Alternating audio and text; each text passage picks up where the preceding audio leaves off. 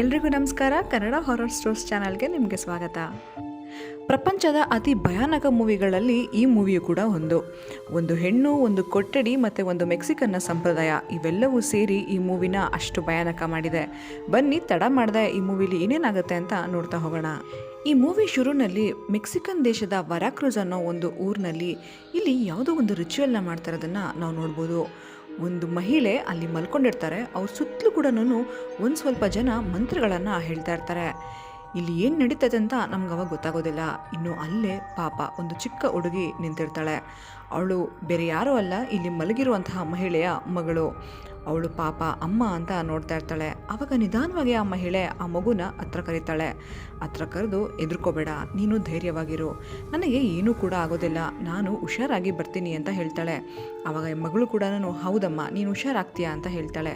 ಹತ್ರ ಬಾಯಿಲಿ ನನ್ನ ನೋಡು, ನನಗೇನೂ ಆಗಿಲ್ಲ, ಇಲ್ಲಿ ನನ್ನ ನೋಡು ಅಂತ ಹೇಳ್ತಾ ಇರ್ತಾಳೆ. ಹೇಳ್ತಾ ಅವಳನ್ನ ಹತ್ರಕ್ಕೆ ತಗೊಂಡು ಜೋರಾಗಿ ಕಿರ್ಚೋಕ್ಕೆ ಶುರು ಮಾಡ್ತಾಳೆ. ಅಂದರೆ ಅವಳು ಇವಾಗ ಕಂಪ್ಲೀಟ್ಲಿ ಪೊಸೆಸ್ ಆಗಿಬಿಟ್ಟಿರ್ತಾಳೆ. ಅವಳು ಎಷ್ಟು ಜೋರಾಗಿ ಆ ಒಂದು ಕೈನ ಪರಿಸ್ತಾಳೆ ಅಂದರೆ ಪಾಪ ಆ ಮಗು ಕೈ ಕೂಡ ಪೆಟ್ಟಾಗತ್ತೆ. ಇನ್ನು ಇಲ್ಲಿಂದ ಶುರು ಆಗುತ್ತೆ ಈ ನಮ್ಮ ಮೂವಿ ದ ಓಲ್ಡ್ ವೇಸ್. ಈಗ ಮೂವಿ ಸುಮಾರು ವರ್ಷಗಳ ಮುಂದಕ್ಕೆ ಶಿಫ್ಟ್ ಆಗಿದೆ. ಸೊ ಇಲ್ಲಿ ಈ ಒಂದು ರೂಮಿನಲ್ಲಿ ಒಂದು ಹುಡುಗಿನ ಕೂಡಾಕಿದ್ದಾರೆ. ಇನ್ಫ್ಯಾಕ್ಟ್ ಅವಳ ಮುಖ ಕೂಡ ಮುಚ್ಚಿದ್ದಾರೆ ಮತ್ತು ಅವಳ ಕೈ ಕಾಲು ಎಲ್ಲನೂ ಕೂಡ ಕಟ್ಟಾಕಿದ್ದಾರೆ. ಅದೇ ಟೈಮ್ನಲ್ಲಿ ಒಬ್ಬ ವ್ಯಕ್ತಿ ಆ ಒಂದು ಮಹಿಳೆ ಹತ್ರ ಒಂದು ಬಕೆಟ್ನ ತಗೊಂಡು ಬರ್ತಾನೆ. ಬಂದಾಗ ಇವಳು ಜೋರಾಗಿ ಕಿರ್ಚ್ತಾ ಇದ್ದಾಳೆ, ನಾನು ಅಮೇರಿಕನ್, ನನ್ನ ಬಿಟ್ಬಿಡಿ, ನಿಮಗೆ ಏನು ಬೇಕು, ದುಡ್ಡು ಬೇಕಾ, ಏನು ಬೇಕು, ನಾನು ಎಷ್ಟು ಬೇಕಾದ್ರೂ ಕೊಡ್ತೀನಿ, ದಯವಿಟ್ಟು ನನ್ನ ಬಿಟ್ಬಿಡಿ, ಯಾಕೆ ನನ್ನ ಈ ಥರ ಕಟ್ಟಾಕಿದ್ದೀರಾ ಅಂತ ಕೇಳ್ತಾ ಇರ್ತಾಳೆ. ಆವಾಗ ವ್ಯಕ್ತಿ ಬಂದು ಅವಳ ಮುಖನ ತೆಗಿತಾನೆ. ಇವಾಗ ಇವಳು ಮತ್ತೆ ಜೋರಾಗಿ ಕಿರ್ಚೋಕ್ಕೆ ಶುರು ಮಾಡ್ತಾಳೆ. ಅವಳು ತುಂಬಾ ಗೋಗರಿತಾ ಇರ್ತಾಳೆ. ಅಟ್ಲೀಸ್ಟ್ ನನ್ನ ಬ್ಯಾಗ್ ಆದರೂ ಕೊಡಿ, ಎರಡು ನಿಮಿಷಕ್ಕೆ ನನ್ನ ಬ್ಯಾಗ್ ಕೊಡಿ ಅಂತ ತುಂಬಾ ರಿಕ್ವೆಸ್ಟ್ ಮಾಡ್ಕೋತಾ ಇರ್ತಾಳೆ. ಆದರೆ ಆ ವ್ಯಕ್ತಿ ಅವಳು ಕೇಳೋದು ಒಂದೇ ಪ್ರಶ್ನೆ, ನೀನು ಲಬೋಕಾ ಹತ್ರ ಯಾಕೆ ಹೋಗಿದ್ದೆ ಅಂತ. ಇವಳು ಲಬೋಕಾನ ಅಂತ ನೆನಪು ಮಾಡಿಕೊಂಡು ಹಾಂ ಹೌದು, ಲಬೋಕಾ ಹತ್ರ ಹೋಗಿದ್ದೆ, ಯಾಕಂದರೆ ನಾನೊಬ್ಳು ಜರ್ನಲಿಸ್ಟ್, ನನಗೆ ತುಂಬ ಜನ ಹೇಳಿದ್ದಾರೆ ಅಲ್ಲಿ ಯಾರೂ ಕೂಡ ಹೋಗಬಾರ್ದು ಅಂತ, ಅದಕ್ಕೆ ನಾನು ಸ್ಟೋರಿ ಮಾಡೋದಕ್ಕೆ ಅಂತ ಅಲ್ಲಿ ಹೋದೆ ಅಷ್ಟೇ, ಅದಕ್ಕೂ ನನಗೂ ಬೇರೆ ಏನೂ ಸಂಬಂಧ ಇಲ್ಲ, ನನ್ನ ಯಾಕೆ ಅಷ್ಟಕ್ಕೆಲ್ಲ ಕಟ್ಟಾಕಿದ್ದೀರಾ, ದಯವಿಟ್ಟು ನನ್ನ ಬಿಡಿ ಅಂತ ಮತ್ತೆ ಕೂಗಾಡ್ತಾಳೆ. ಆವಾಗ ಆ ರೂಮ್ ಒಳಗಡೆ ಈ ಒಂದು ಅಜ್ಜಿ ಬರ್ತಾಳೆ. ಅಜ್ಜಿ ಬಂದು ಇವಳು ಕಣ್ಣನ್ನು ದಿಟ್ಟಿಸಿ ನೋಡ್ತಾಳೆ. ನೋಡಿಬಿಟ್ಟು ಆ ಒಂದು ವ್ಯಕ್ತಿಗೆ ಹೇಳ್ತಾಳೆ, ಅದು ಇಲ್ಲೇ ಇದೆ ಅಂತ. ಇನ್ನು ಆ ವ್ಯಕ್ತಿ ತಡ ಮಾಡದೆ ಮೇಕೆಯ ಹಾಲನ್ನು ತೊಗೊಂಬಂದು ಅವಳಿಗೆ ಬಲವಂತವಾಗಿ ಕುಡಿಸ್ತಾನೆ. ಅವಳು ಎಷ್ಟೇ ಕಿರ್ಚಿದ್ರು ಬೇಡ್ಕೊಂಡ್ರು ಕೂಡ ಅವಳನ್ನ ಅಲ್ಲಿಂದ ಹೋಗೋಕ್ಕೆ ಬಿಡೋದಿಲ್ಲ. ಇನ್ನು ಅವಳು ಆ ರೂಮಿಂದ ತಪ್ಪಿಸ್ಕೋಬೇಕು ಅಂತ ಸಾಹಸನ ಪಡ್ತಾ ಇರ್ತಾಳೆ. ಅದೇ ಟೈಮಲ್ಲಿ ಅವಳು ಈ ಒಂದು ಕೇವ್ ಅಂದರೆ ಈ ಗುಹೆಗೆ ಹೋಗಿರೋದು ನಮಗೆಲ್ಲಿ ತೋರಿಸ್ತಾ ಹೋಗ್ತಾರೆ. ಇದೇನೇನೆ ಲಬೋಕಾ ಕೇವ್. ಅಂದರೆ ಈ ಊರಿನವರು ಯಾರೂ ಕೂಡ ಈ ಒಂದು ಕೇವ್ಗೆ ಹೋಗೋದಿಲ್ಲ, ಯಾಕೆಂದರೆ ಈ ಗುಹೆ ಶಾಪಿತ ಗುಹೆ ಅಂತ ನಂಬಿರ್ತಾರೆ. ಇಲ್ಲಿ ಹಲವಾರು ಥರದ ಡೀಮನ್ಗಳಿದೆ ಅಂತ ನಂಬಿರ್ತಾರೆ. ಇಲ್ಲಿಗೆ ಅಪ್ಪಿತಪ್ಪಿ ಯಾರೇ ಹೋದ್ರೂ ಕೂಡ ಅವರನ್ನೆಲ್ಲ ಕರ್ಕೊಂಡು ಬಂದು ಆ ರೀತಿ ರೂಮ್ನಲ್ಲಿ ಕೂಡ ಆಗ್ತಾ ಇರ್ತಾರೆ. ಇನ್ನು ಆ ಗುಹೆಗೆ ಹೋದಾಗ ಇವಳಿಗೆ ನೆನಪಿರೋದೇನು ಅಂದರೆ ಅಲ್ಲಿ ಏನನ್ನೋ ನೋಡಿದಾಗ ಇವಳಿಗೆ ಅನಿಸುತ್ತೆ. ಅದನ್ನು ಹಿಂಬಾಲಿಸಿ ಹೋದಾಗ ಸಡನ್ನಾಗಿ ತಲೆ ತಿರುಗಿ ಬಿದ್ದುಬಿಟ್ಟಿರ್ತಾಳೆ. ಇವಳಿಗದಾದ್ಮೇಲೆ ಏನು ಕೂಡ ಇಲ್ಲಿ ನೆನಪಿರೋದಿಲ್ಲ. ಮತ್ತು ನೆಕ್ಸ್ಟ್ ದಿನ ಬೆಳಗ್ಗೆ ಮತ್ತೆ ಆ ವ್ಯಕ್ತಿ ಇವಳ ಹತ್ರ ಬಂದಾಗ ಇವಳು ಹೇಳ್ತಾಳೆ, ಮರಿಂಡಾ ಗೊತ್ತಾ ನಿಮಗೆ, ಮರಿಂಡಾ ಅವಳು ನನ್ನ ರಿಲೇಟಿವ್, ನನ್ನ ಕಸಿನ್ ಆಗಬೇಕು, ದಯವಿಟ್ಟು ಅವಳಿಗಾದರೂ ಫೋನ್ ಮಾಡಿ ಅಂತ. ಆವಾಗ ಆ ವ್ಯಕ್ತಿ ಇವಳನ್ನ ನೋಡಿ, ಮರಿಂಡಾ ನಿನಗೆ ಗೊತ್ತಾ ಅಂತ ಕೇಳ್ತಾನೆ. ಆವಾಗ ಅವಳು ಹೌದು, ಮರಿಂಡಾ ನನ್ನ ಕಸಿನ್, ಅಟ್ಲೀಸ್ಟ್ ಅವಳನ್ನಾದರೂ ನನಗೆ ಕಾಂಟ್ಯಾಕ್ಟ್ ಮಾಡೋಕ್ಕೆ ಬಿಡಿ ಅಂತ ಮತ್ತೆ ಗೋಗರಿತಾಳೆ. ಇನ್ನು ಆ ವ್ಯಕ್ತಿ ತಗೊಬರೋ ಬಕೆಟಲ್ಲೇ ಇವಳು ದಿನನಿತ್ಯ ಮಾಡುವಂತಹ ಎಲ್ಲ ಕರ್ಮಗಳನ್ನು ಮಾಡಿ ಮುಗಿಸ್ಬೇಕು. ಅದನ್ನು ಮಾಡಿ ಮುಗಿಸೋ ಅಷ್ಟರಲ್ಲಿ ಅಲ್ಲಿ ಮರಿಂಡಾ ಬರ್ತಾಳೆ. ಈಗ ಮರಿಂಡಾನ ನೋಡಿ ಇವಳಿಗೆ ಸ್ವಲ್ಪ ಸಮಾಧಾನ ಆಗುತ್ತೆ. ನಮಗಿವಾಗ ಗೊತ್ತಾಗೋದೇನೆಂದರೆ ಇವಳ ಹೆಸರು ಕ್ರಿಸ್ಟಿನಾ ಅಂತ. ಸೊ ಈಗ ಮರಿಂಡಾ ಹೇಳ್ತಿದ್ದಾಳೆ, ಕ್ರಿಸ್ಟಿನಾ, ನಾನು ನಿನಗೆ ಎಷ್ಟು ಸರಿ ಹೇಳಿದ್ದೀನಿ ನೀನು ಇಲ್ಲಿಗೆ ಬರಬಾರ್ದು ಅಂತ. ಇನ್ಫ್ಯಾಕ್ಟ್ ಆ ಕೇವ್ ಹತ್ರ ಅಂತೂ ಹೋಗಲೇಬೇಡ ಅಂತ ನಾನು ಹೇಳಿದ್ದೀನಿ, ಆದರೂ ನೀನು ಏನಕ್ಕೆ ಅಲ್ಲೋದೆ ಅಂತ ಇವಳು ಕೇಳ್ತಿದ್ದಾಳೆ. ಆವಾಗ ಇಲ್ಲಿ ಕ್ರಿಸ್ಟಿನಾ, ಅಯ್ಯೋ ನಿನಗೆ ಗೊತ್ತಲ್ವಾ, ನಾನೊಬ್ಳು ರಿಪೋರ್ಟರ್, ನಾನು ಸ್ಟೋರಿ ಮಾಡಬೇಕು ಅಂತಲೇ ಇಲ್ಲಿಗೆ ಬಂದಿದ್ದು, ಆದರೆ ಇಲ್ಲಿ ಇವ್ರು ಯಾರು ಕೂಡ ನನ್ನ ಮಾತನ್ನು ಕೇಳ್ತಾ ಇಲ್ಲ, ದಯವಿಟ್ಟು ಇವ್ರಿಗೆ ಹೇಳು, ನನ್ನ ಹೋಗೋದಕ್ಕೆ ಬಿಡು, ನನ್ನ ಯಾಕೆ ಈ ಥರ ಕಟ್ಟಾಕಿದ್ದೀರಾ ಅಂತ ಜೋರಾಗಿ ಕಿರ್ಚ್ತಾ ಹೋಗ್ತಾಳೆ.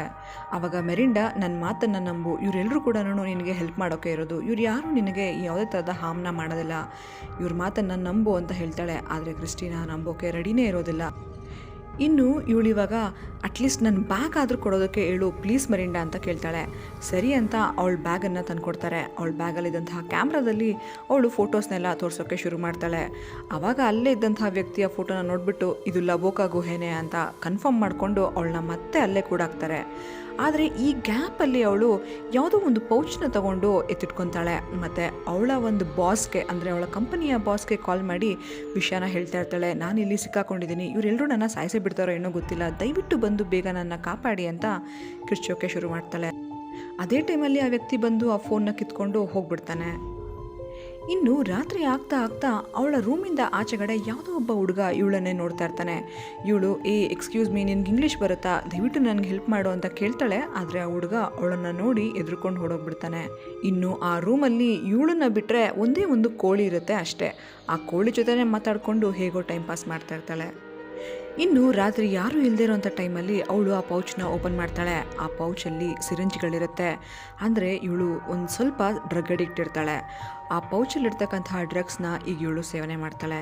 ಆವಾಗ ಇವಳಿಗೆ ಮತ್ತೆ ಫ್ಲ್ಯಾಶ್ ಬ್ಯಾಕ್ ಎಲ್ಲನೂ ನೆನಪಾಗ್ತಾ ಇರತ್ತೆ. ಅಂದರೆ ಇವಳು ಇಲ್ಲಿಗೆ ಬರೋಕ್ಕಿಂತ ಮುಂಚೆ ಎಲ್ಲನೂ ಕೂಡ ಪ್ಯಾಕ್ ಮಾಡಿಕೊಂಡು ಪಾಪ ಅವಳ ಹತ್ರ ಒಂದು ಮೀನಿರುತ್ತೆ. ಆ ಮೀನಿಗೆ ಡೋಂಟ್ ಲೆಟ್ ಮಿ ಡೈ ಅಂತ ಒಂದು ಸ್ಟಿಕ್ಕರ್ನ ಅಂಟಿಸ್ಬಿಟ್ಟು ಅವ್ರ ಬಾಸ್ ಹತ್ರ ಬಂದಿರ್ತಾಳೆ. ಅವ್ರ ಬಾಸ್ ಕೇಳ್ತಾನೆ, ನೀನು ಇವಾಗ ಎಲ್ಲಿಗೆ ಹೋಗ್ತಾ ಇದೆಯಾ, ನಿನ್ನ ಹುಟ್ಟೂರಿಗೇನಾ ಅಂತ. ಅಂದರೆ ನಮ್ಗೆ ಇಲ್ಲಿ ಗೊತ್ತಾಗುತ್ತೆ ಕ್ರಿಸ್ಟಿನಾಳ ಹುಟ್ಟೂರು ಇದೆ, ಇವಾಗ ಏನು ಬಂದಿದ್ದಾಳಲ್ಲ ಅದೇ ಊರೇನೇ.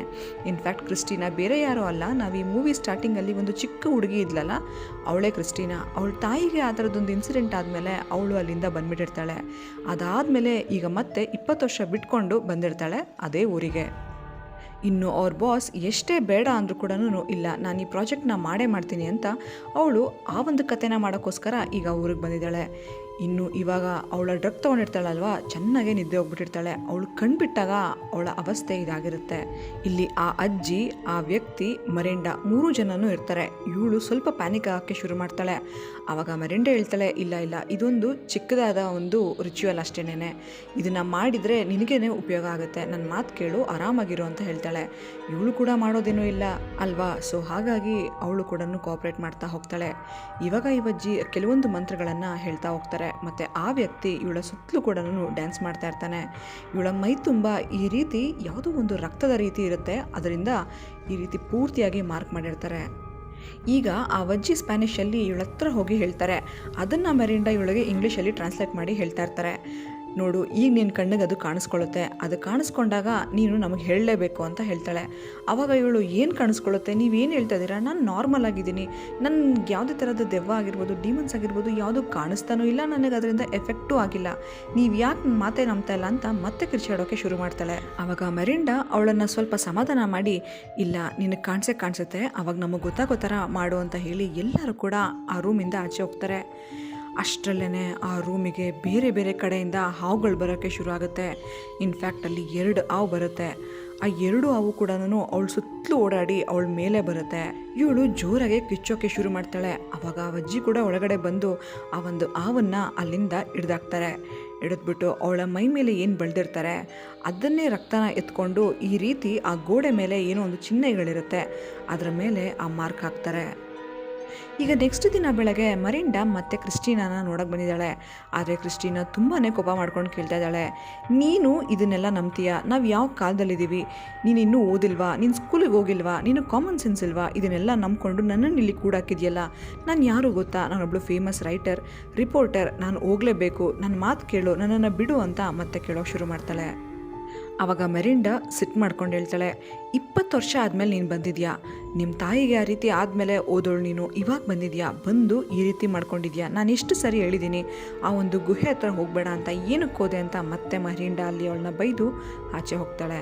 ಇನ್ನು ಕ್ರಿಸ್ಟಿನಾ ಮಾತನ್ನು ಇಲ್ಲಿ ಯಾರೂ ಕೇಳ್ತಾ ಇಲ್ಲ ಅಲ್ವಾ, ಸೊ ಅದಕ್ಕೆ ಅವಳ ಕಂಟ್ರೋಲ್ಗೆ ಅವಳೇ ಸಿಗದೆ ಮತ್ತೆ ಅವಳು ಡ್ರಗ್ಸ್ನ ತಗೋತಾಳೆ. ಇನ್ನು ಕ್ರಿಸ್ಟಿನಾಗೆ ಎಚ್ಚರಿಕೆ ಆದಾಗ ಮಧ್ಯರಾತ್ರಿ ಆಗಿರುತ್ತೆ, ತುಂಬಾ ಚಳಿ ಆಗ್ತಾ ಇರುತ್ತೆ, ಅವಳಿಗೆ ಜ್ವರನೇ ಬಂದುಬಿಟ್ಟಿರುತ್ತೆ. ಆ ಟೈಮಲ್ಲಿ ಸಡನ್ನಾಗಿ ಅವಳು ಒದ್ಕೊಂಡಿರೋ ಬೆಡ್ಶೀಟ್ನ ಯಾರೋ ಕಿತ್ಕೊಬಿಡ್ತಾರೆ. ಯಾರೋ ಓಡಾಡಿದಾಗ ಅವಳಿಗೆ ಅನಿಸುತ್ತೆ, ಆದರೆ ಯಾರು ಅಂತ ಅವಳಿಗೆ ಗೊತ್ತಾಗೋದಿಲ್ಲ. ಇನ್ನು ಅದೇ ಒಂದು ಬೆಡ್ಶೀಟ್ ಏನು ಕೆಳಗಡೆ ಬಿದ್ದಿರುತ್ತೆ ಅದು ರಕ್ತ ಆಗ್ತಾ ಹೋಗ್ತಾ ಇರುತ್ತೆ. ಅದೇನು ಅಂತ ತೆಗೆದು ನೋಡಿದ್ರೆ ಆ ಒಂದು ಕೋಳಿ ಇತ್ತಲ್ಲ ಅವಳ ರೂಮಲ್ಲಿ, ಅದು ಇವಾಗ ಅಲ್ಲಿ ಸತ್ತು ಬಿದ್ದಿದೆ. ಈಗ ನೆಕ್ಸ್ಟ್ ದಿನ ಬೆಳಗ್ಗೆ ಈ ಅಜ್ಜಿ ಮತ್ತು ಮರಿಂಡಾ ಇಬ್ಬರು ಕೂಡ ಕ್ರಿಸ್ಟಿನಾ ರೂಮಿಗೆ ಬರ್ತಾರೆ. ಬಂದು ಆ ಸತ್ತೋಗಿರೋ ಕೋಳಿನ ಈ ಅಜ್ಜಿ ತಗೊಂಡೋಗ್ತಾರೆ. ಈಗ ಮರಿಂಡಾ ಕ್ರಿಸ್ಟಿನಾಗೋಸ್ಕರ ಹಲವಾರು ಪುಸ್ತಕಗಳನ್ನು ತಗೊಂಬಂದಿದ್ದಾರೆ. ಅದನ್ನೆಲ್ಲ ಕೂಡ ಇವಳು ಕೊಟ್ಟು ಸ್ಪ್ಯಾನಿಷ್ಗೆ ಕನ್ವರ್ಟ್ ಮಾಡೋ ಥರದ್ದೊಂದು ಡಿಕ್ಷನರಿ ಕೂಡ ತಂದು ಕೊಟ್ಟಿದ್ದಾಳೆ. ನೋಡು, ನಿನಗೇನಾಗಿದೆ ಅಂತ ನಿನಗೆ ಗೊತ್ತಾಗಬೇಕು ಅಂದರೆ ಇದನ್ನೆಲ್ಲ ಓದ್ಕೊ ಅಂತ ಕೊಟ್ಟೋಗ್ತಾಳೆ. ಇನ್ನು ಇದನ್ನು ನೋಡಿ ಕ್ರಿಸ್ಟಿನಾಗೆ ಸಿಕ್ಕಾಪಟ್ಟೆ ನಗು ಬರುತ್ತೆ. ನನ್ನನ್ನೇನು ಅಂದ್ಕೊಂಡಿದ್ದೀರಾ ನೀವೆಲ್ಲ? ಇಷ್ಟೆಲ್ಲ ಬುಕ್ಸು ನಾನು ಇವಾಗ ಓದಿ ಅರ್ಥ ಮಾಡ್ಕೊಬೇಕಾ? ಇದನ್ನೆಲ್ಲ ನೀವು ಏನಕ್ಕೆ ನಂಬ್ತಾ ಇದ್ದೀರಾ? ನನ್ನ ಮಾತು ಕೇಳು ಮರಿಂಡ, ನಾನು ಇಲ್ಲಿಂದ ಹೋಗೋಗ್ಬಿಡು ಅಂತ ತುಂಬಾ ಕೋಪ ಮಾಡಿಕೊಂಡು ಮರಿಂಡ ಕೈನ ಗಟ್ಟಿಯಾಗಿ ಹಿಡ್ಕೊತಾಳೆ. ಇನ್ಫ್ಯಾಕ್ಟ್ ಆ ಕೈನ ಮರಿಂಡ ಬಿಡಿಸ್ಕೊಂಡಾಗ ಅವಳ ಕೈ ಮೇಲೆ ಬರೆ ಬಿದ್ದಿರುತ್ತೆ. ಆವಾಗ ಮರಿಂಡ ಹೇಳ್ತಾಳೆ, ಇದು ನೀನಲ್ಲ ಕ್ರಿಸ್ಟಿನಾ, ಇದು ನಿಜವಾಗ್ಲೂ ನೀನಲ್ಲ, ನೀನು ವಾಸಿ ಆಗಬೇಕು, ಆದಷ್ಟು ಬೇಗ ನೀನು ವಾಸಿ ಆಗ್ತೀಯಾ ಅಂತ ಹೇಳಿ ಅಲ್ಲಿಂದ ಹೋಗ್ತಾಳೆ. ಇನ್ನು ಕ್ರಿಸ್ಟಿನಾಗೆ ಅವಳ ಬಿಹೇವಿಯರ್ ಅವಳಿಗೇನೆ ಈಗ ಶಾಕಿಂಗ್ ಅನ್ಸೋಕೆ ಶುರು ಆಗುತ್ತೆ. ನನಗೆ ನಿಜವಾಗ್ಲೂ ಏನೋ ಆಗಿದೆಯಾ, ಏನಾಗಿದೆ ಅಂತ ಇವಳಿಗೆ ಗೊತ್ತೇ ಆಗ್ತಾ ಇರೋದಿಲ್ಲ. ಇನ್ನು ಅವತ್ತು ರಾತ್ರಿ ಕ್ರಿಸ್ಟಿನಾ ಇನ್ನೇನು ಮಾಡೋದು ಅಂತ ಆ ಬುಕ್ಕನ್ನೆಲ್ಲ ಓದ್ತಾ ಕೂತ್ಕೊಂಡಿರ್ತಾಳೆ. ಪೇಜ್ ಬೈ ಪೇಜ್ ಯಾವ್ಯಾವ ವರ್ಡ್ ಅವಳಿಗೆ ಅರ್ಥ ಆಗೋದಿಲ್ವೋ ಡಿಕ್ಷನರಿಯಲ್ಲಿ ಹುಡುಕೊಂಡು ಓದ್ತಾ ಇರ್ತಾಳೆ. ಆವಾಗ ಅಲ್ಲೇ ಫ್ಯಾನು ಹಾಕ್ಕೊಂಡಿರ್ತಾಳೆ. ಆ ಫ್ಯಾನ್ ಗಾಳಿಯಿಂದ ಒಂದು ಕ್ಯಾಂಡ್ಲು ಹಾರೋಗುತ್ತೆ. ಫ್ಯಾನ್ ಗಾಳಿಯಿಂದ ಹಾರೋಗ್ತಾ ಇದೆ ಅಂತ ಅಂದ್ಕೊಂಡು ಅವಳು ಆ ಫ್ಯಾನನ್ನು ಆಫ್ ಮಾಡ್ತಾಳೆ. ಆದರೆ ಇವಾಗ ಮತ್ತೆ ಆ ಕ್ಯಾಂಡಲ್ ಹಾರೋಗ್ತಾ ಇದೆ. ಇನ್ನು ನನಗಾಗಿರೋದು ಯಾವುದು ಅಂತ ಅವಳು ಮರಿಂಡಾನ ಕೇಳಿರ್ತಾಳೆ. ಅಂದರೆ ನನಗೆ ಎಫೆಕ್ಟ್ ಮಾಡ್ತಾ ಇರೋ ದೆವ್ವ ಯಾವುದು ಅಂತ. ಅದನ್ನು ನಾನೊಂದು ಪೇಜಲ್ಲಿ ಮಾರ್ಕ್ ಮಾಡಿದ್ದೀನಿ, ನೋಡು ಕ್ರಿಸ್ಟಿನಾ ಅಂತ ಬೆಳಗ್ಗೆ ಮರಿಂಡಾ ಹೇಳಿರ್ತಾಳೆ. ಈಗ ಆ ಮಾರ್ಕ್ ಮಾಡಿರೋ ಪೇಜ್ ಅವಳಿಗೆ ಸಿಕ್ಕಿದೆ, ಅದೇ ಪೋಸ್ಟೇಕಿ.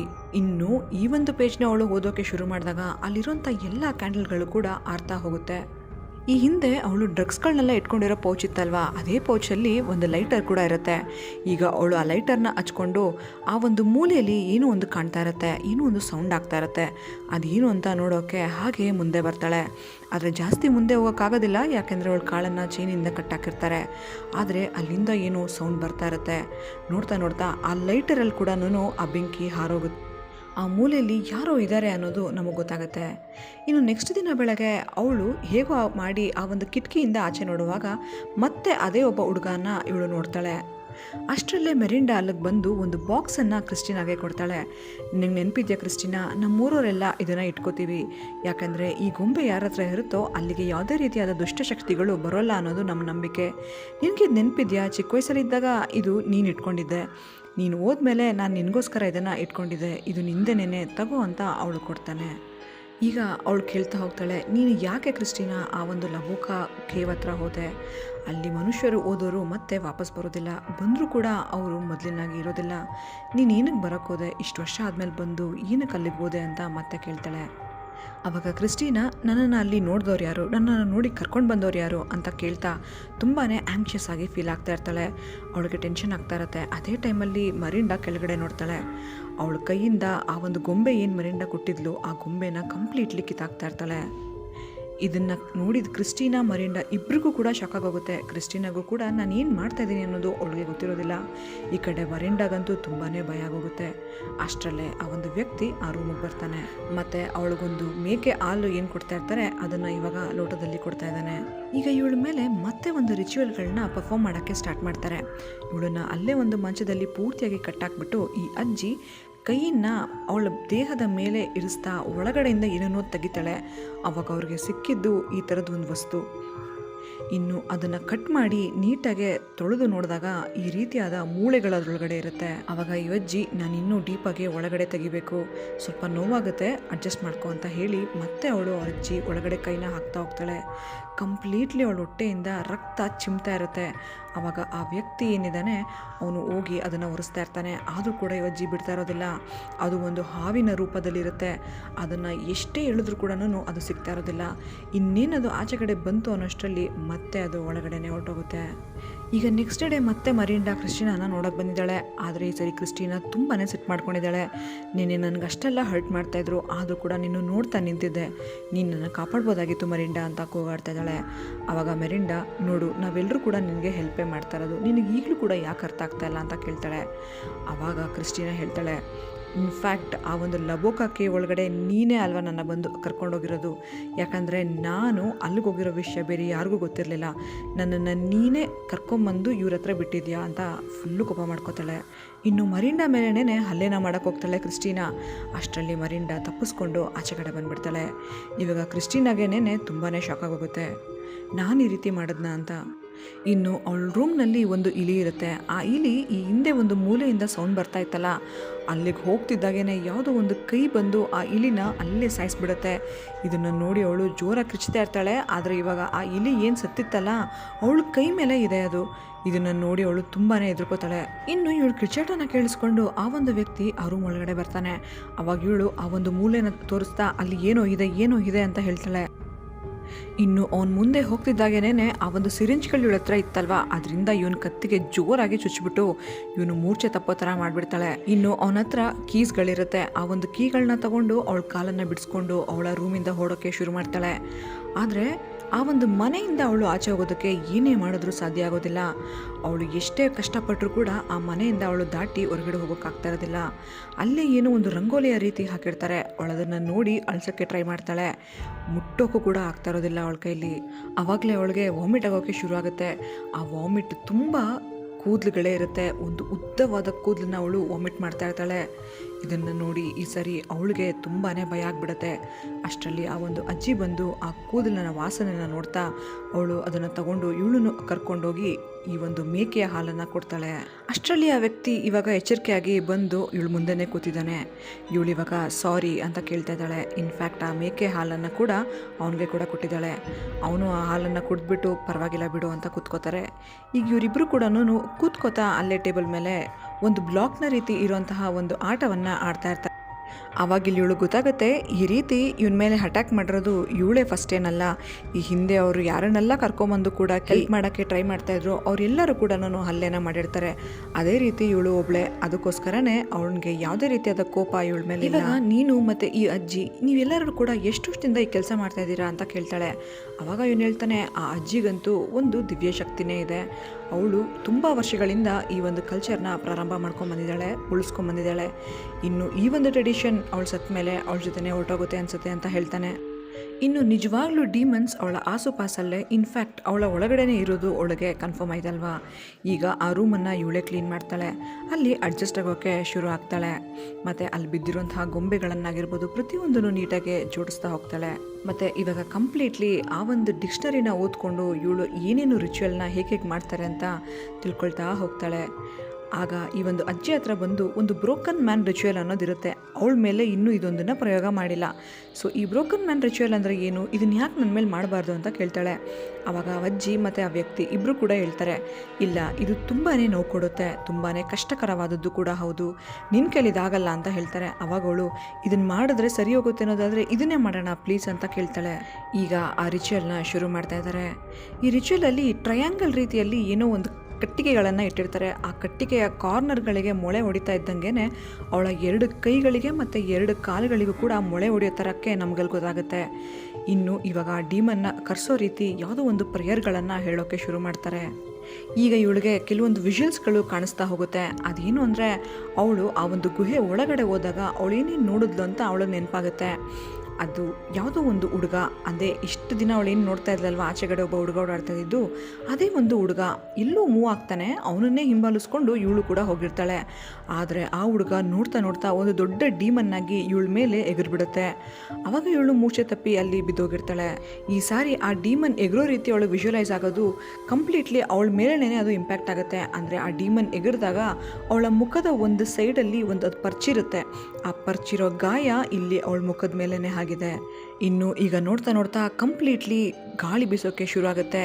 ಅಲ್ಲಿಂದ ಈ ಒಂದು ಅಜ್ಜಿ ಆಗಿರ್ಬೋದು, ಈ ವ್ಯಕ್ತಿ ಹೊರಗಡೆ ಹೋಗೋದಕ್ಕೆ ಆಗೋದೇ ಇಲ್ಲ. ಇನ್ನು ಹೊಗೆಯ ರೀತಿ ಆ ಆತ್ಮ ಅಲ್ಲಿ ಎಲ್ಲರ ಮೇಲೂ ಅಟ್ಯಾಕ್ ಮಾಡ್ತಾ ಇರುತ್ತೆ. ಮರಿಂಡಾ, ಕ್ರಿಸ್ಟಿನಾ, ಆ ಅಜ್ಜಿ ಎಲ್ಲರ ಮೇಲೂ. ಆವಾಗ ಆ ಅಜ್ಜಿ ಕೈಲಿ ಯಾವುದೋ ಒಂದು ಕಡ್ಡಿ ಇರುತ್ತೆ.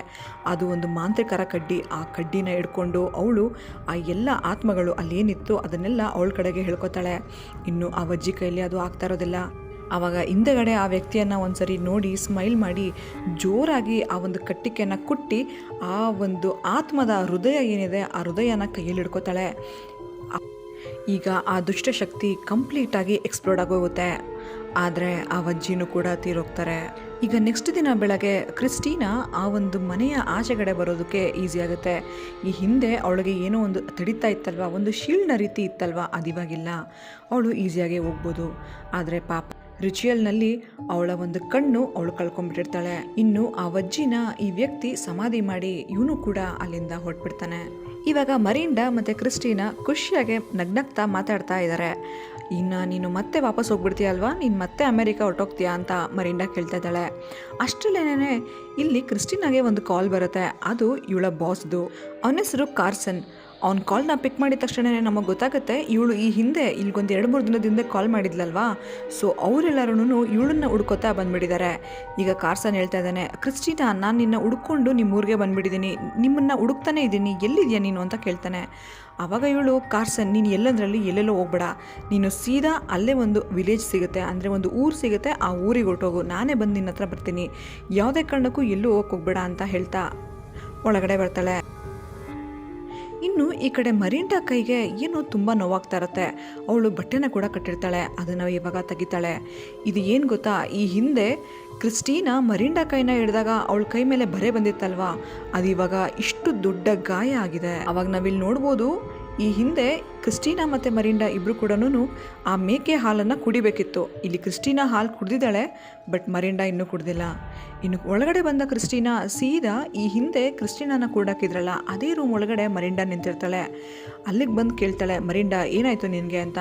ಆವಾಗ ಮರಿಂಡಾ, ನೀನು ಮೊದಲು ಇಲ್ಲಿಂದ ಹೊರಟೋಗು, ನೀನು ಇಲ್ಲಿರಬಾರ್ದು, ನೀನು ಇಲ್ಲಿ ಬಂದಿದ್ದೇ ಒಂದು ದೊಡ್ಡ ತಪ್ಪು, ಹೋಗು ಅಂತ ಹೇಳ್ತಾ ಇರ್ತಾಳೆ. ಆವಾಗ ಕ್ರಿಸ್ಟಿನಾ ಕರೆಕ್ಟಾಗಿ ಮರಿಂಡಾ ಕಣ್ಣನ್ನು ನೋಡಿದಾಗ ಅವಳಿಗೆ ಗೊತ್ತಾಗುತ್ತೆ, ಹೌದು ಈಗ ಇವಳು ಪೊಸೆಸ್ ಆಗಿದ್ದಾಳೆ ಅಂತ. ಇನ್ನು ಆ ಅಜ್ಜಿ ಕ್ರಿಸ್ಟಿನಾಲ ಬಾಡಿ ಒಳಗಡೆಯಿಂದ ಆ ಒಂದು ಕೆಟ್ಟ ಆತ್ಮವನ್ನು ತೆಗೆದಿರ್ತಾರೆ, ಆದರೆ ನಾಶ ಮಾಡಿರೋದಿಲ್ಲ ಪಾಪ. ಅದೇ ಟೈಮ್ನಲ್ಲಿ ಅದು ಇವಾಗ ಮೆರಿಂಡಾ ಬಾಡಿ ಒಳಗಡೆ ಹೊರಟೋಗಿದೆ. ಇನ್ನು ಈ ಥರ ಇವರು ಮಾತಾಡ್ತಾ ಇರಬೇಕಾದ್ರೆ ಆ ರೂಮ್ನ ಆಚೆ ಕಡೆ ಯಾವುದೋ ಒಂದು ನೆರಳು ಪಾಸ್ ಆಗುತ್ತೆ. ಅದನ್ನು ಫಾಲೋ ಮಾಡ್ಕೊಂಡು ಕ್ರಿಸ್ಟಿನಾ ಹೋದಾಗ ಇದೇ ಅಜ್ಜಿಯ ಆತ್ಮ ಆಗಿರುತ್ತೆ. ಈಗ ಆ ಅಜ್ಜಿ ಒಂದು ಕಬೋರ್ಡ್ ಓಪನ್ ಆಗುತ್ತೆ. ಆ ಕಬೋರ್ಡಲ್ಲಿ ಆ ಅಜ್ಜಿ ಬಳಸ್ತಾ ಇದ್ದಂತಹ ಎಲ್ಲ ವಸ್ತುಗಳು ಇರುತ್ತೆ. ಈಗ ಕ್ರಿಸ್ಟಿನಾ ಆ ಅಜ್ಜಿ ಏನು ಮುಖಕ್ಕೆ ಮಾಸ್ಕ್ನ ಬಳ್ಕೊತಾ ಇದ್ರು ಅದೇ ರೀತಿಯ ಒಂದು ಮೇಕಪ್ನ ಮಾಡಿಕೊಂಡು ಅವಳು ಇವಾಗ ರಿಚುವಲ್ನ ಫಾಲೋ ಮಾಡೋಕ್ಕೆ ನಿಂತಿದ್ದಾಳೆ. ಈ ಕಡೆ ಕ್ರಿಸ್ಟಿನಾಗೂ ಕೂಡ ಇದನ್ನು ಕಂಪ್ಲೀಟಾಗಿ ಹೇಗೆ ಮಾಡೋದು ಅಂತ ಗೊತ್ತಿಲ್ಲ. ಇನ್ನು ಮರಿಂಡಾಗೂ ಕೂಡ ಗೊತ್ತಿಲ್ಲ. ಹೇಗೋ ಮಾಡಿ ಆ ಪುಸ್ತಕಗಳನ್ನು ಓದ್ಕೊಳ್ತಾ ಇವರು ಆ ಒಂದು ಪ್ರಯೋಗನ ಶುರು ಮಾಡ್ತಾರೆ. ಮೊದಲನೇದಾಗಿ ನಾವು ನೋಡೋದಾದರೆ ಇವಳಿಗೆ ಆ ಒಂದು ಕೈ ಕಾಲಿಗೆ ಮೊಳೆಯನ್ನು ಹೊಡಿಬೇಕಿರುತ್ತೆ. ಅದನ್ನೇ ಮರ್ತೋಗಿರ್ತಾಳೆ ಕ್ರಿಸ್ಟಿನಾ. ಸೊ ಸಡನ್ನಾಗಿ ಮರಿಂಡಾ ಕ್ರಿಸ್ಟಿನಾ ಮೇಲೆ ಹಲ್ಲೆ ಮಾಡೋಕ್ಕೆ ಬರ್ತಾರೆ. ಅವಳು ಹೇಗೋ ಮಾಡಿ ತಳ್ಳಿಬಿಟ್ಟು ಅಲ್ಲೇ ಇರ್ತಕ್ಕಂತಹ ಟ್ರಯಾಂಗಲ್ ರೀತಿಯ ಒಂದು ಕಟ್ಟಿಗೆಗಳಿಗೆ ಮೊಳೆನ ಹೊಡೆಯೋಕ್ಕೆ ಶುರು ಮಾಡ್ತಾಳೆ. 2 ಕೈಗಳಿಗೆ ಮೊಳೆನ ಹೊಡೆದ್ಬಿಡ್ತಾಳೆ. ಹೊಡೆದ್ಬಿಟ್ಟು ಆ ಒಂದು ಪ್ರೇಯರ್ನ ಹೇಳೋಕ್ಕೆ ಶುರು ಮಾಡ್ತಾಳೆ. ಇನ್ನು ಒಂದೇ ಒಂದು ಮೊಳೆ ಹೊಡಿಬೇಕಿರುತ್ತೆ. ಅಷ್ಟರಲ್ಲಿ ಅದು ಮೆರಿಂಡಾಲ ವಾಯ್ಸಲ್ಲಿ, ನನಗೆ ತುಂಬಾ ನೋವಾಗ್ತಾ ಇದೆ, ನನ್ನ ಬಿಟ್ಬಿಡು ಕ್ರಿಸ್ಟಿನಾ, ದಯವಿಟ್ಟು ನನ್ನ ಬಿಟ್ಬಿಡು ಅಂತ ಹೇಳುತ್ತೆ. ಇವಳು ಅಯ್ಯೋ ಪಾಪ ಅಂತ ಆ ಬುಕ್ಕನ್ನು ಕೆಳಗಡೆ ಇಟ್ಬಿಡ್ತಾಳೆ. ಅಷ್ಟೇ, ಮತ್ತೆ ಆ ಮೊಳೆಗಳು ಆಚೆ ಬಂದ್ಬಿಡುತ್ತೆ.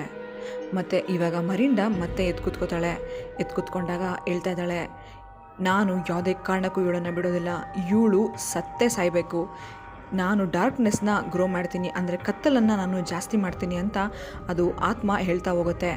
ಆದರೆ ಅಷ್ಟರಲ್ಲೇನೆ ಕ್ರಿಸ್ಟಿನಾ, ಕತ್ತಲ, ನಾನು ನಿನ್ನ ನೋಡ್ತಾ ಇದ್ದೀನಿ, ನೀನು ನನ್ನ ಕಣ್ಣಿಗೆ ಕಾಣಿಸ್ತಾ ಇದೆಯಾ ಅಂತ ಹೇಳ್ತಾಳೆ.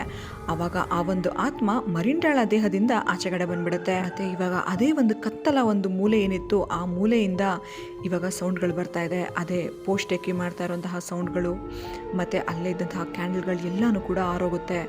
ನೋಡ್ತಾ ನೋಡ್ತಾ ಇವಾಗ ಆ ಪೋಸ್ಟೆಕ್ಕಿ ಆತ್ಮ ಮೆರಿಂಡಾ ಮೇಲೆ ಹಲ್ಲೆ ಮಾಡ್ತಾ ಬರುತ್ತೆ. ಆವಾಗ ಕ್ರಿಸ್ಟಿನಾ ಅವಳ ಹತ್ರ ಇರ್ತಕ್ಕಂತಹ ಪುಸ್ತಕಗಳು, ಆಯುಧಗಳು ಎಲ್ಲನೂ ಅಲ್ಲೇ ಬಿಸಾಕ್ಬಿಟ್ಟು ಆ ಪೋಸ್ಟೆಕ್ಕಿ ಆತ್ಮ ಮುಂದೆ ಸರೆಂಡರ್ ಆಗ್ತಾಳೆ. ನಿನಗೆ ಬೇಕಾಗಿರೋದು ನಾನಲ್ವಾ, ಬಾ ನನ್ನ ಸ್ವೀಕರಿಸು, ದಯವಿಟ್ಟು ಅವಳನ್ನ ಬಿಟ್ಬಿಡು ಅಂತ ಕೇಳ್ಕೊತಾಳೆ. ಆವಾಗ ಆ ಪೋಸ್ಟೆಕ್ಕಿ ಆತ್ಮ ನಿಧಾನವಾಗಿ ಕ್ರಿಸ್ಟಿನಾಳ ಹತ್ರ ಬರುತ್ತೆ. ಇನ್ನೇನು ಕ್ರಿಸ್ಟಿನಾಳನ್ನು ಸಾಯಿಸ್ತು ಅನ್ನೋ ಅಷ್ಟರಲ್ಲಿ ಕ್ರಿಸ್ಟಿನಾ ಆ ಪೋಸ್ಟಕ್ಕೆ ಆತ್ಮ ಒಳಗಡೆ ಇರ್ತಕ್ಕಂಥ ಹೃದಯನ ತೆಗೆದು ಆಚೆಗಡೆ ಬಿಸಾಕ್ಬಿಡ್ತಾಳೆ. ಇನ್ನು ಅದು ಜೋರಾಗಿ ಕಿರ್ಚೋಕೆ ಶುರು ಮಾಡುತ್ತೆ. ಅಷ್ಟರಲ್ಲೇ ಆ ಒಂದು ಆಯುಧನ ತಗೊಂಡು ಈ ಮೆರಿಂಡಾ ಆ ಹೃದಯನ ನಾಶ ಮಾಡಿಬಿಡ್ತಾಳೆ. ಅಷ್ಟೇ, ಅಲ್ಲಿಗೆ ಆ ಪೋಸ್ಟೆಕಿಯ ಆತ್ಮ ಸರ್ವನಾಶ ಆಗೋಗುತ್ತೆ. ಈಗ ಇಲ್ಲಿ ಮರಿಂಡಾ, ಕ್ರಿಸ್ಟಿನಾ ಎಲ್ಲರೂ ಕೂಡ ಸಂತೋಷವಾಗಿದ್ದಾರೆ. ಈ ಹಿಂದೆ ಆ ಅಜ್ಜಿಗೆ ಹೇಗೆ ಒಂದು ಕಣ್ಣು ಹೋಗಿತ್ತೋ ಇಲ್ಲಿ ಕ್ರಿಸ್ಟಿನಾಗೂ ಕೂಡ ಒಂದು ಕಣ್ಣು ಹೋಗ್ಬಿಟ್ಟಿದೆ ಪಾಪ. ಅಷ್ಟರಲ್ಲೇ ಆ ಊರಿನ ಜನ ಇನ್ನೊಬ್ಬ ವ್ಯಕ್ತಿನ ಕರ್ಕೊಂಡು ಬಂದು ಈ ಹಿಂದೆ ಕ್ರಿಸ್ಟಿನಾನ ಕೂಡಾಕಿದ್ರಲ್ಲ ಅದೇ ರೂಮ್ನಲ್ಲಿ ಕೂಡಾಕಿದ್ದಾರೆ. ಅಲ್ಲಿಗೆ ಇವಾಗ ಮರಿಂಡಾ ಬಂದು ಚೀಲನ ತೆಗಿತಾಳೆ. ಎಸ್, ಅದು ಕಾರ್ಸನ್. ಆ ಕಾರ್ಸನ್ ಇವಾಗ ಮರಿಂಡಾಗೆ ಹೇಳ್ತಾ ಇದ್ದಾನೆ, ನೋಡು ನನ್ನ ಬಿಟ್ಬಿಡು, ನಿನಗೆ ಎಷ್ಟು ದುಡ್ಡು ಬೇಕಾದ್ರೂ ನಾನು ಕೊಡ್ತೀನಿ, ದಯವಿಟ್ಟು ನನ್ನ ಬಿಟ್ಬಿಡಿ, ನಾನು ಯಾರು ಅಂತ ಗೊತ್ತಾ ನಿಮಗೆ ಅಂತ. ಅಂದರೆ ಈ ಹಿಂದೆ ಕ್ರಿಸ್ಟಿನಾ ಏನೆಲ್ಲ ಹೇಳಿದ್ಲೋ ಅದೇ ಡೈಲಾಗ್ಗಳನ್ನೇ ಇಲ್ಲಿ ಕಾರ್ಸನ್ ಕೂಡ ಹೇಳ್ತಾ ಇದ್ದಾನೆ. ಅಷ್ಟರಲ್ಲಿ ಕ್ರಿಸ್ಟಿನಾ ಈ ರೀತಿ ಅಲ್ಲಿಗೆ ಬರ್ತಾಳೆ. ಇವಾಗ ಕಾರ್ಸನ್, ನಿನಗೇನಾಗಿದೆ ಕ್ರಿಸ್ಟಿನಾ, ಯಾಕೆ ಈ ರೀತಿ ಇದೆಯಾ, ನನ್ನ ಬಿಟ್ಬಿಡು, ನಿನಗೆ ಗೊತ್ತಲ್ವಾ ನಿನಗೇನು ಬೇಕು, ನಿನಗೆ ಡ್ರಗ್ಸ್ ಬೇಕಾ ಅಥವಾ ನಿನಗೆ ದುಡ್ಡು ಬೇಕಾ, ಆಚೆ ಕಡೆ ಇದೆ ಅಂತ ಹೇಳ್ತಾನೆ.